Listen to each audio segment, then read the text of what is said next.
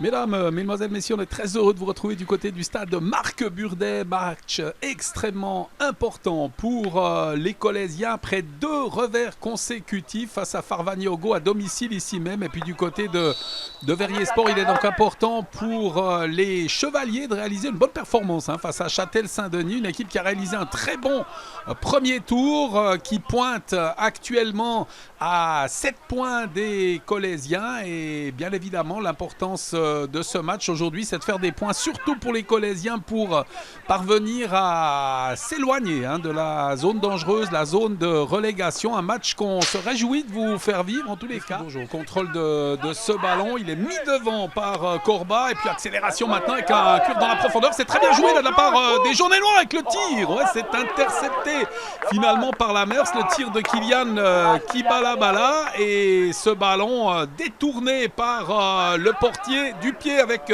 une opportunité de l'autre côté. Terrier, le tir de Terrier s'est détourné, sauvé devant la ligne. Ou alors occasion d'un côté, occasion de l'autre, de bonnes opportunités de réussite. C'est un début de match très intéressant puisqu'on ne joue que depuis 150 secondes dans ce rendez-vous de deuxième Ligue Inter. L'arrivée de Davega, c'est pas pour lui. Finalement, c'est Delay qui peut s'emparer de ce ballon. Delay avec un centre, premier poteau, c'est mal dégagé. Avec la récupération de ce cuir, un tacle et une frappe contrée finalement. Ouais, c'est moins dangereux que prévu là, cette récupération d'Arnaud qui est dit Olemi, qui n'a pas pu en profiter, alors que dans l'enchaînement, Yvan Rego fait la faute sur son adversaire. Ça va donner un coup franc aux Fribourgeois dans cette 9e minute. C'est Demoré qui va se charger de ce coup de pied arrêté.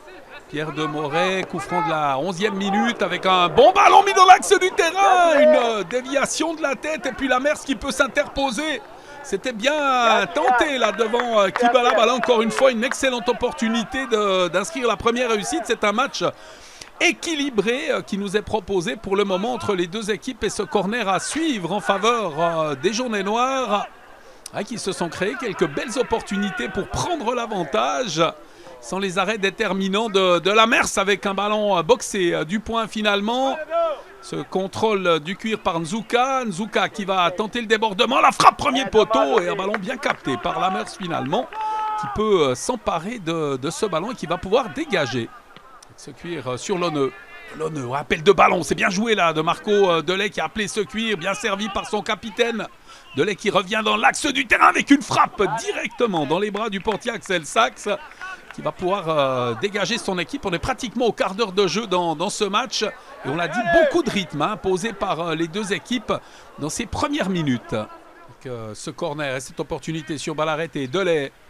Delay, un ballon mis au premier poteau, c'est repoussé. Attention, ça va revenir. Delay, encore une fois, petite balle piquée la tête. C'est sauvé sur la ligne. C'est sauvé sur la ligne. Arnaud qui a dit Olemi, une superbe frappe de la tête. Et ce ballon sauvé par la défense fribourgeoise.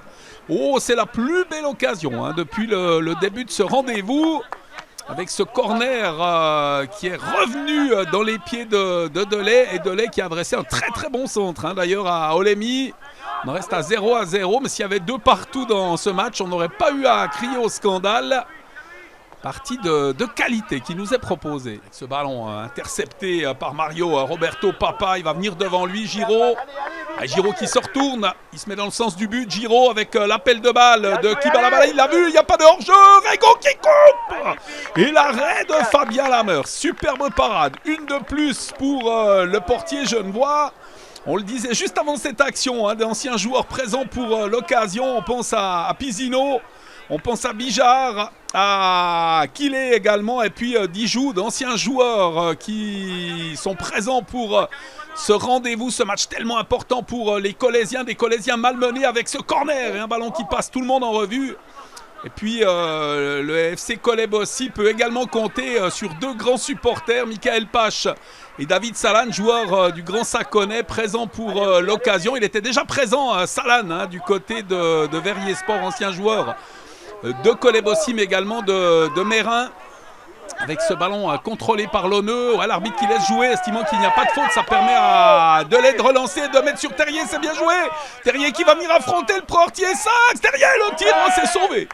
du pied par le portier fribourgeois. La très belle intervention. Il est resté sur ses appuis et il a pu intervenir. Cette remise en jeu, on va chercher du soutien peut-être le long de la ligne de touche. C'est chose faite avec une déviation.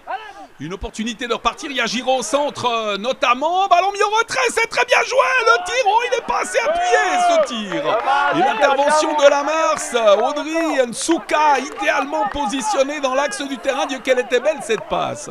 Et finalement cette intervention du portier sur ce tir pas assez appuyé, écrasé de la part d'Audrey Nsouka. Notamment l'omniprésent Giraud, il est sur tous les ballons, là, il vient épauler ses coéquipiers. Attention, Nsouka, il est positionné idéalement. Nsouka avec le crochet, le tir. Et encore une fois, pas assez appuyé là pour venir tromper la vigilance de Fabien Lamers. Mais encore une fois, c'est Châtel Saint-Denis qui met le nez à la fenêtre, qui se crée des occasions. L'équipe de Cédric Morat fait très belle impression sur ce stade Marc Burdet. Avec l'arrivée de Rego qui va s'emparer de ce ballon. Rego dans le couloir pour Delay. Delay avec un centre du gauche, second poteau, directement dans les bras d'Axel Sachs avec un ballon relâché. Avec Kerwado qui a pu récupérer ce tir dévissé. Aïe, grosse occasion pour Arnaud Kiedi Olemi. Et ce ballon relâché, il est venu heurter son joueur, le portier Axel Sachs. Pour le moment, un match nul logique. Et on l'a dit, les deux équipes ont eu des occasions. Kerwedan derrière lui, Lonne longue transversale. C'est bien joué avec la montée de Rego qui va s'emparer de ce ballon. Le centre de Rego avec un ballon dégagé par la défense, la récupération de Delay, non, il est venu s'appuyer sur l'attaquant colésien, mais pas suffisamment, estime l'arbitre, pour siffler un penalty. Le joueur de Coleb aussi qui reste au sol sur cette phase de jeu. Ce duel avec son adversaire semble s'être fait mal à l'épaule, à la retombée. Ce renversement du jeu, on va chercher l'espace du côté de Châtel Saint-Denis avec ce cuir mis dans le couloir sur Nsouka, ce diable de Nsouka qui va revenir dans l'axe avec ce service à côté de lui, le tir. Oh, elle passe pas loin de la lucarne. Oh là là, la belle occasion pour Mathias Bongard. Et ce ballon qui vient flirter avec la lucarne gauche du but de Fabien Lamers. C'était une excellente opportunité, encore une fois, pour prendre l'avantage là du côté de Châtel Saint-Denis. Le début de la seconde mi-temps qui va être dicté à l'instant par l'arbitre, 0-0 dans ce match. Match d'excellente facture. Il ne manque, et on le dira, que les buts pour nous ravir complètement. Des occasions, il y en a eu des deux côtés, de très belles d'ailleurs. Et puis les deux équipes n'ont pas trouvé la voie royale, tant et si bien que pour le moment, le score est bloqué à 0-0. Avec ce cuir mis en retrait sur Van Loon. Van Loon qui va chercher du soutien loin devant. Attention, ça va passer avec Terrier. La reprise immédiate de Terrier. L'intervention d'Axel Sachs. Départ idéal dans cette seconde mi-temps et première occasion. Ouais, si on prend la direction de ce qu'on avait vécu en première période, on risque de passer 45 minutes très agréables. Avec ce ballon récupéré par les Fribourgeois, c'est un coup franc qui a été sifflé par l'arbitre. Et Thibaut Clerc donc qui s'y colle. On est dans la 50e minute de ce rendez-vous. Le mur positionné à distance réglementaire, le coup de sifflet de l'arbitre. Un tir appuyé mais non cadré de la part de Thibaut Clerc, qui n'inquiétera pas le portier Fabien Olemi. Ballon contrôlé, récupéré par Kerwedan. Terrier. Olemi. Et la remise immédiate pour Terrier avec un tir directement dans les bras du portier Axel Sachs. Que du côté de Châtel-Saint-Denis, manque quand même une valeur sûre. Magid Mebrac avec une bonne opportunité peut-être avec ce ballon mis en avant sur Barre. Barre qui va affronter le portier, le sauvetage défensif Van Loon. Magnifique intervention de la part du défenseur avec un centre, un ballon qui va arriver. Il y a eu une faute de main. Une faute de main signalée par l'arbitre, la faute de Kylian Bala. Et le coup franc en faveur des Colésiens. Ouais, Magid Mebrac qui a marqué 8 réussites depuis le début de ce championnat. Qui peut s'avancer avec ce ballon. Il a du soutien sur sa droite. Il préférait y aller seul avec un très bon ballon sur Kerwedan. Il est tout seul, Kerwedan. Mauvais contrôle de tir. C'est repoussé.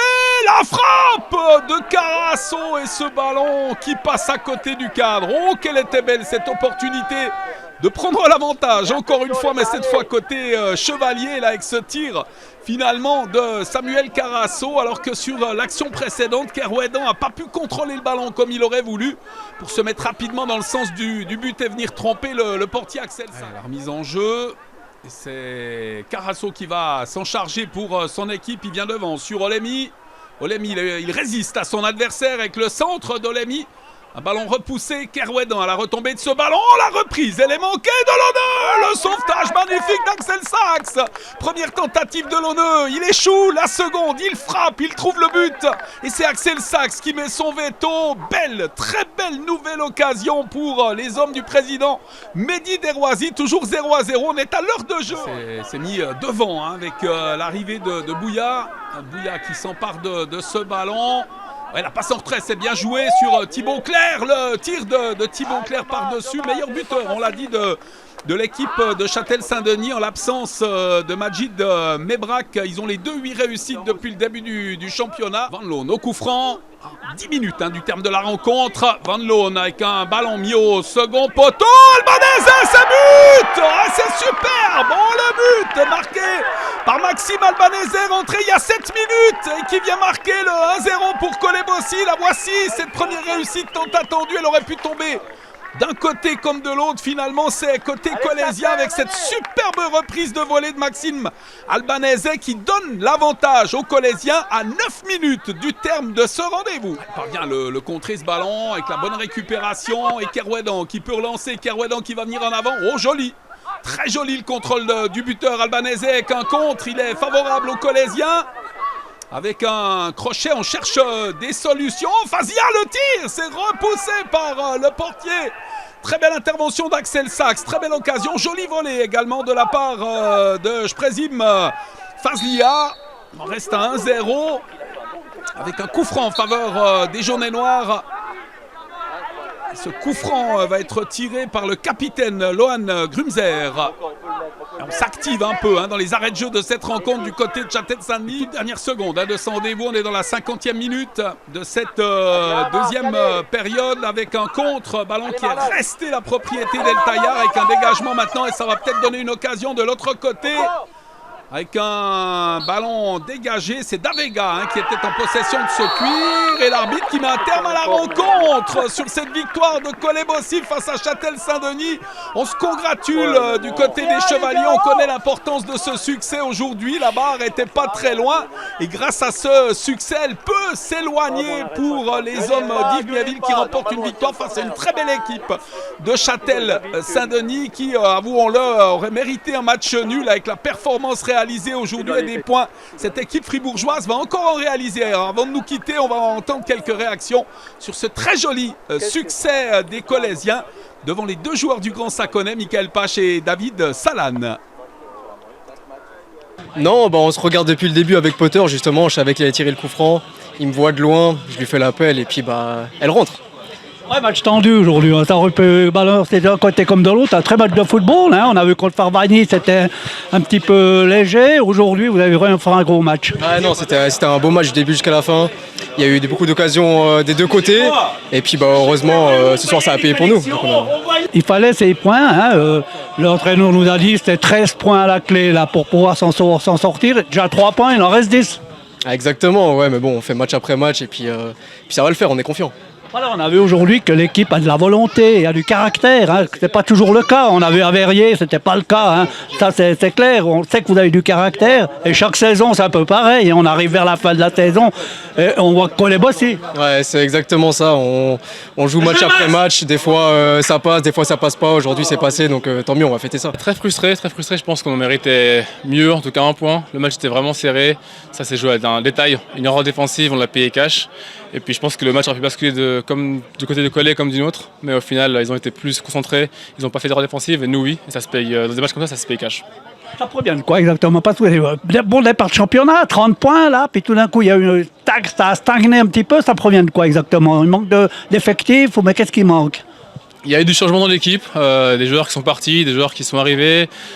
La sauce peut prendre la peine à se mettre en place. Les joueurs sont motivés, on travaille beaucoup, mais on n'arrive pas à avoir ce petit déclic. Et puis les matchs qu'on perd, ça joue souvent pas à grand chose, c'est les détails. On est passé à travers de quelques matchs, mais c'est vrai que où on pêche, c'est les détails dans des matchs comme ça ou contre des bonnes équipes. Si on n'arrive pas à faire de matchs complets, on part sans points. Et puis au bout d'un moment, ça commence à peser au moral. Je suis pas alarmiste, mais après 4 matchs, 0 points, faut commencer à se poser des questions. Parce que là, ça commence à faire beaucoup. Les équipes derrière nous gagnent, elles nous battent, comme aujourd'hui. Et nous, on stagne, voire on recule au classement.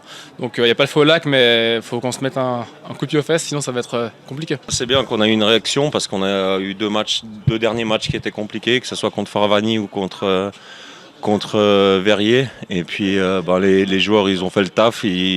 On a vu qu'avec un petit peu d'implication et puis un petit peu de volonté et puis de gagner les duels et puis de commencer à pouvoir jouer au football sur des terrains qui sont praticables, ça commence à devenir intéressant. Ouais, on a senti l'équipe aujourd'hui concernée. D'entrée, ça a pu tourner d'un côté comme de l'autre. Contre cette très bonne équipe de Châtel-Saint-Denis, qui a 30 points, qui stagne un petit peu dans son classement. Vous, ils vous font encore des points, ils vous font encore jouer, faire de la jouerie surtout. C'est ce qui vous manquait. Oui, non, c'est sûr. Après, il faudra de toute façon enchaîner les victoires contre les adversaires directs, c'est le plus important. Et de toute façon, avant 35-36 points, on ne sera pas dehors. Mais on va aller match après match, comme chaque saison, on va se battre avec nos qualités. Et puis, de toute façon, déjà à ce match-là, on a perdu 2-3 joueurs qui sont déjà blessés. Mais c'est vrai qu'on a de la chance de pouvoir... les événements ont tourné en notre faveur sur ce match-là. Et c'est vrai que Châtel-Saint-Denis a fait un bon match. Nous aussi, on a fait un bon match pour une fois. Donc il faut aussi le souligner. Donc tant mieux que ça tourne dans notre faveur cette fois-ci. Maintenant, le prochain match, c'est Perly, si je ne me trompe pas. Un adversaire direct, en plus. Il faudra être moins tendu qu'à Verrier. Exactement, il faudrait être moins tendu qu'à Verrier. Et puis c'est vrai que nous, on a plutôt tendance à relancer les équipes du bas. J'espère que ce match-là, on le prendra au sérieux avec la même dynamique qu'on a eu aujourd'hui pour aller chercher les 3 points à Perly samedi prochain.